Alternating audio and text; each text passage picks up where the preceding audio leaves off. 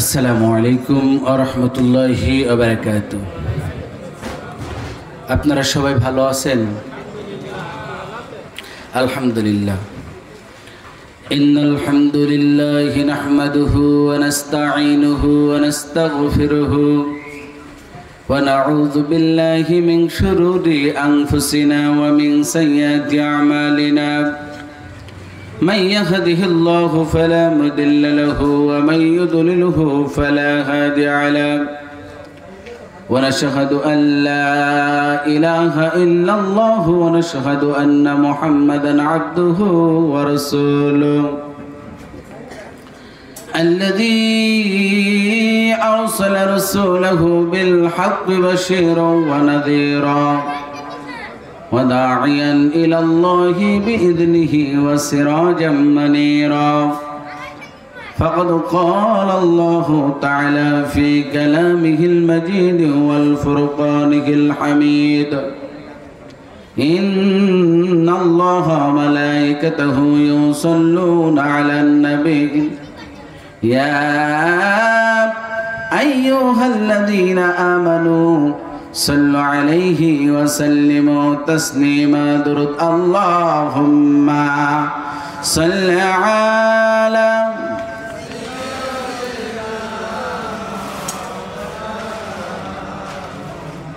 وعلى علي سيدنا मोहब्बत पढ़ें अल्लाहुम्मा सल्ली अला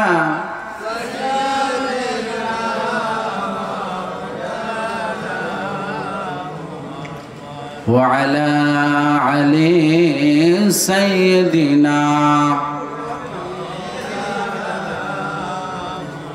बेपित भुवने आनंद लहरी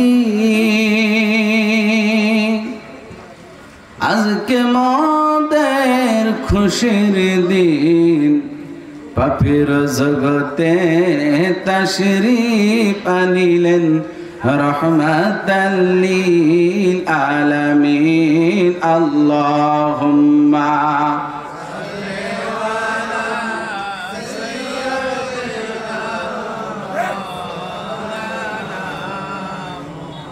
وعلى علي سيدنا। কেউ তোমায় পাগল বলে, কেউ বা বলে জাদুকর, আল্লাহর কোরআন সাক্ষ্য মেলে সত্যি তুমি পয়গম্বর। আল্লাহুম্মা সাল্লি আলা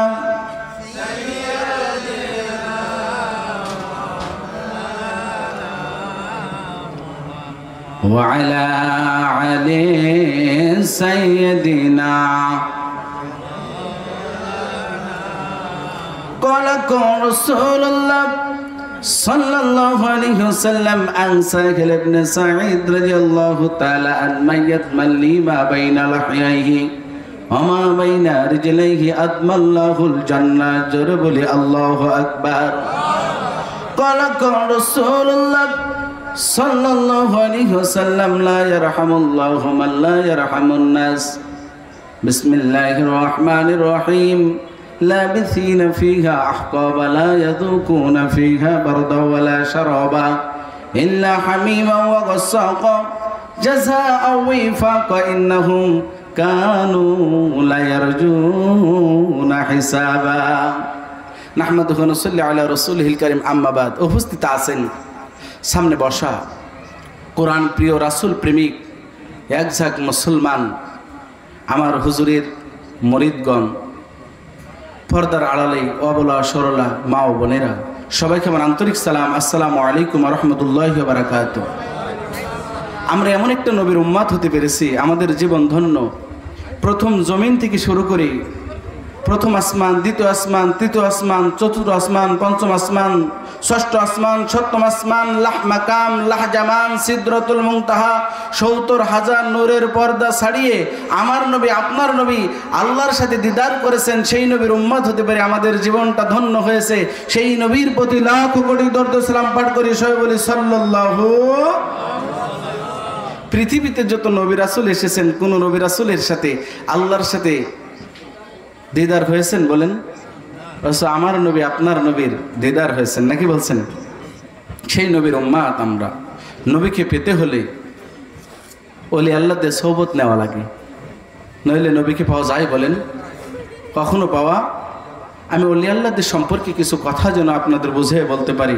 আল্লাহ তাআলা তৌফিক এনায়েত করুক, সবাই বলে আল্লাহুম্মা আমিন। আল্লাহ তাআলা আমাদের পবিত্র কোরআনুল কারীম মাহফিলে আসার বসার তৌফিক এনায়েত করেছেন, সে আল্লাহর কাছে শুকরিয়া আদায় করি, সবাই বলি আলহামদুলিল্লাহ। প্রাণ খুলে জবান খুলে বলি আলহামদুলিল্লাহ। যখন আমি একটি সত্য নজির একটু বলি আপনাদের, নাকি বলছেন? আমি আসার আগে আমাকে হাফেজ, অন্ধ হাফেজ শরীফুল ইসলাম বলল যে হুজুর দরবারে, আমার হুজুরের দরবারে মাহফিল যেতে হবে। আমি বললাম যে আমার মাদ্রাসায় কালকে এতিমখানায় মাহফিল, আমার আজকে যেতে মন চাচ্ছে না। এই নিয়াত করতে না করতেই আমার এই হাতের আঙ্গুলটা কেটে পড়ে গেছে। আমি দেখলাম যে আসলে আমার নিয়াতটার ভিতরে সহি ছিল না। একবার বললাম যাবো, একবার বলছি যাব না। এই আঙ্গুলটা কেটে পড়ে গেছে। ওই যে আল্লাহ তাআলা অল্পর উপর দিয়ে বাঁচাই দিয়েছে, শানি কাটা মেশিন আছে না, ওই মেশিনের ভিতরে হাত ছান দিয়ে গেছে। তার জন্য দেখেন, আল্লাহর ওলিদের সাথে কেউ যদি একটু এদিক ওদিক করে, আল্লাহ তাআলা তার শাস্তি অল্পর উপর দিয়ে দেয়, নাকি বলছেন? আমার এতিমখানা আছে, এতিমখানার একটি ছোট্ট ছেলে এসে বলছে হুজুর আমি একটু কথা বলবো মোবাইলে, নাম্বারটাই দেখেন আছে, একটু আমার মার নাম্বারটাই ফোন ধরায় দেন না। আমি নাম্বারটা দেখে আমার বুকের ভিতরে যেন কেমন করে উঠলো। আমি বললাম বাবা তোমার মার নাম্বার আছে, তোমার মার ফোন আছে, অথচ তোমার মা যে দুনিয়ার থেকে চলে গেছে, মা দুনিয়ার থেকে চিরবিদায় হয়ে গেছে। ছোট মানুষও জানে আমার মা মারা গেছে, অথচ আর ব্রেনে নাই। তখন বলছে হুজুর আমার মা কেন ফোন দেয় না? আমি বললাম ও খোদা, এ ছেলেটার মা নেই, ফোন পড়ে আছে, মার জায়গা পড়ে আছে, অথচ মা কি জনম দুঃখিনী মা দুনিয়ার থেকে চলে গেছেন। আপনাদের এর ভিতরে কার কার মা নেই একটু হাত তুলে দেখাবেন? কার কার বাবা মা নেই? আল্লাহু আকবার। বাবা মার জন্য ইনশাআল্লাহ দোয়া হবে। গভীর মনোযোগ। আমি একটু করে একটি হাদিস পড়েছি, কয়েকটি কোরআনের আয়াত পড়েছি। আমি কোরআন ও হাদিস থেকে যেন আপনাদের কথা বোঝায় বলতে পারি, সবাই বলে আল্লাহুম্মা আমিন। قال رسول الله صلى الله عليه وسلم عن سهل بن سعيد رضي الله تعالى عنه من يضمن لي ما بين لحييه وما بين رجليه يضمن له الجنة।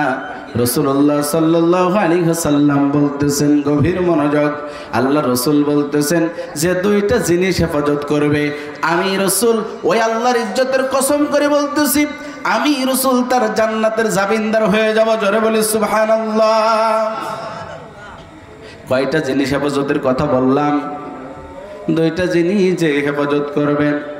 আমি আল্লাহর ওলিদের সম্পর্কে কিছু কথা বলতে চেয়েছি, আল্লাহর ওলিদের সম্পর্কে ইনশাআল্লাহ বলবো। তার আগে আমি কয়েকটা আয়াত পড়েছি, কয়েকটি হাদিস পড়েছি, হাদিস সম্পর্কে কথা বলবো।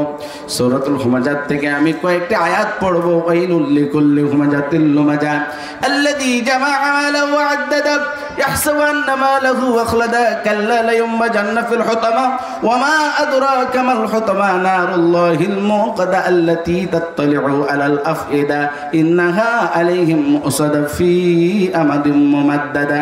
এই সূরাটার ভিতরে তিনটা পয়েন্ট আছে। তিন শ্রেণীর মানুষ জাহান্নামে যাবে। কয় শ্রেণীর কথা বললাম? সবাই বলেন কয় শ্রেণীর মানুষ জাহান্নামে যাবে? এক নাম্বার হলো যারা পরনিন্দা করে। কি পরনিন্দা করে নাকি? এক নাম্বার পরনিন্দা করে। দুই নাম্বার যারা টাকা বারবার থুয়ে জমায়া জমায়া গণনা করে। কি কিছু মানুষ আছে না বাড়িতে টাকা রেখে বারবার বাজার থেকে যে গণনা করে জমে রেখে, এই ব্যক্তি জাহান্নামে যাবে। তিন নাম্বার যারা সম্পদের অহংকার করে, ইন্নাল্লাহা লা ইউহিব্বু মান কানা মুখতালান ফাখুরা, নিশ্চয় অহংকারের মালিক হলো আমার আল্লাহ। আমরা যদি অহংকার করি, আমরা জান্নাতে যাওয়াই তো দূরে থাকলো, জান্নাতের সুঘ্রাণও পাবো না। কথা ঠিক না বেঠিক? কি জান্নাতে যাওয়া যাবে? অহংকার করা যাবে না। নদীর কুল ভাঙ্গে অকুল গড়ে, এই তো নদীর খেলা। সকাল বেলায় ধনী রে তুই ফকির, সন্ধ্যাবেলা। আমি বলতে চাই যে কোনো মুহূর্তেই আপনি আবুল আহাবের সূরাতুল লাহাবের ভিতরে আছে, কোনো সম্পদ লাহাবের কোনো উপকারে আসে নাই। কথা ঠিক না বেঠিক? ইন্না আউলিয়া আল্লাহি লা খাউফুন আলাইহিম ওয়ালা হুম ইয়াহজানুন। আমি ওলি আল্লাহদের সম্পর্কে একটু কথায় আমি সামনের দিকে আগায় যেতে চাই। গভীর মনোযোগ।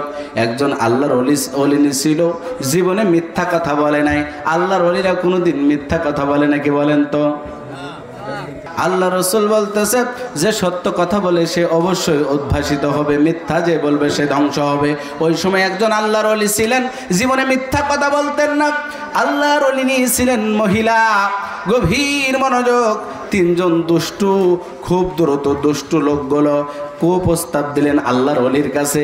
মহিলাটা বলতেছেন আমি জীবন দিব, আমি যতদিন বেঁচে থাকবো ঈমান দেব না। জোরে বলি সুবহানাল্লাহ। তিনজন একত্রিত ভাবে যুক্তি করে একই সাথে তার স্বামীকে ভুল বোঝানো হলো। ভুল বোঝানোর সাথে সাথেই ওই ব্যক্তি ঘোষণা করে দিলেন, স্বামী ঘোষণা করে দিলেন আমার স্ত্রীকে নিজ হাতে পাথর দিয়ে আঘাত করে করে আমি চিরবিদায় দিতে চাই। জেনাকারিনী, ব্যভিচারিণী, মিথ্যাবাদিনী আমার জমিনে রাখতে চাই নাই। তিনজন মিথ্যাবাদিনী, অথচ স্ত্রী ছিল সত্যবাদী। জোরে বলে সুবহানাল্লাহ।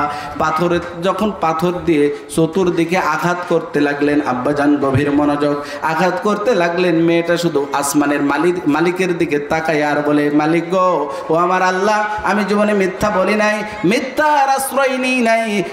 একটু করে একটি হাদিস পড়েছি, আল্লাহ জীবনে সত্য বেঁচে যায়, মিথ্যা ধ্বংস হয়। আল্লাহ গো, আমি দোয়া করি বারবার আমার সত্য ঘটনাটা আমার স্বামীর কাছে তুমি পৌঁছায় দিও।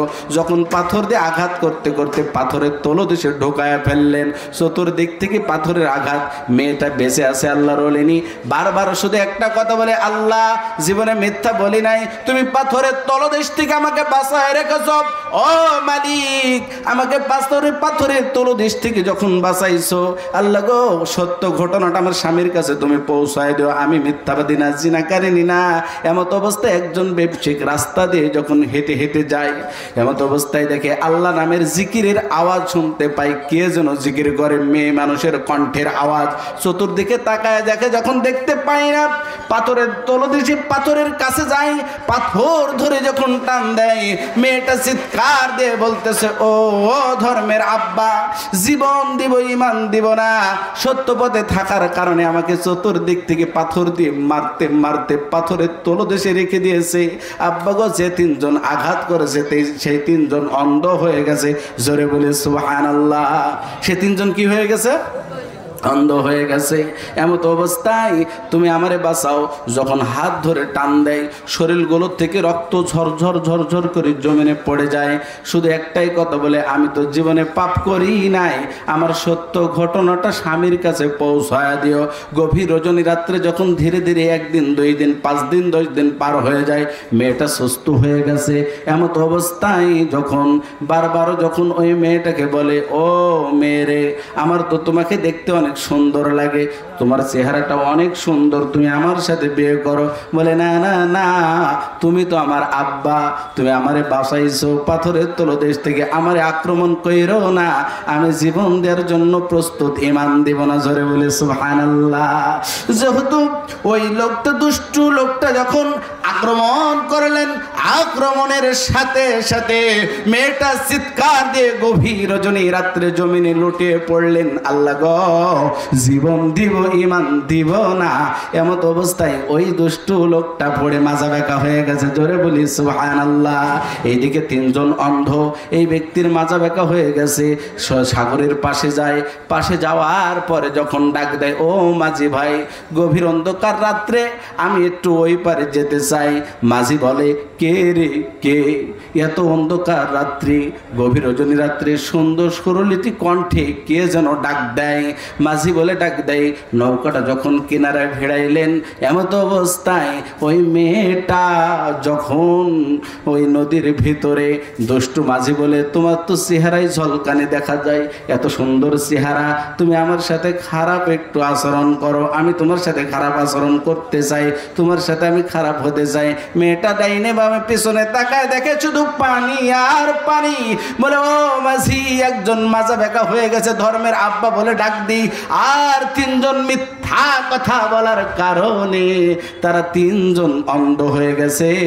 আমি আল্লাহর কাছে নামাজ পড়ে দোয়া করি, আমি জীবন দেব, ইমান দেব না, আমি দোষী নয়, আমি জিনাকারী না, আমি সত্য ঘটনাটা আমার স্বামীর কাছে পৌঁছাতে চাই, আমার সাথে বেয়াদবি কইরো না। এমত অবস্থায় ওই মাঝি বলে, কোনো কথা শুনবো না। এমত অবস্থায় যখন মেয়েটা ডাক দেয়, আসমানের মালিক, আসমানের মালিক, জীবন দিব, ইমান দিব না, আমার সাথে খারাপ আচরণ করতে চাই। যে কুমির মানুষ খায়, সেই কুমির জন্য নৌকার মাঝে চলে এসেছে। আসার পরে বলে, আয় আয়। কুমির জবান খুলে যায়, বলে, ও ইমানদার মহিলা, আমার মুখে আয়, তোরে পার করে দি। যখন যাইনে বাবা পিছনে তাকায়া, আসমানের দিকে তাকায়া আল্লাহর নামে যখন লাফ মারলেন, জোরে বলি সুবহানাল্লাহ। লাফ মারার সাথে সাথে যে কুমির মানুষ খায়, সেই কুমির যেন মুখে করে নিয়ে যায় জিকিরের বদলতে। জিকির করতে করতে যখন ওই মেয়েটা জিকির করতে করতে কিনারায় চলে যায়, যে কুমির মানুষ খায়, সেই কুমিরে মুখে করে নিয়ে যায়। এই মেয়েটা হলো এত পরিমাণ আমল করত, শুধু আমলের বদলতে আল্লাহ তাআলা স্বামীর কাছে কেমনি ভাবে পৌঁছায় দেয়, আজকে আল্লাহর ওলিদের প্রমাণ করতে চাই। জোরে বলি আল্লাহু আকবার। গভীর মনোযোগ। যখন বাগানের ভিতরে মেয়েটা পৌঁছায় গেলেন, যাওয়ার পরে ইবাদত করতে শুরু করলেন। একজন ব্যক্তি প্যারালাইসিস একটি ছেড়ে নিয়ে চলে যায় কোলে করে। আমার দিকে একটু নজর রাখেন, আমি আলোচনার দিকে গভীর মনোযোগ দিয়ে আলোচনাটা শেষ করতে চাই। প্যারালাইসিস ছেলে নিয়ে যখন চলে গেলেন, আল্লাহর ওলি মেয়েটাকে বলতেছে, মারে, আমি স্বপ্নেই দেখেছি, স্বপ্নেই দেখে, একটু নামায় দেন ভাই হালকা,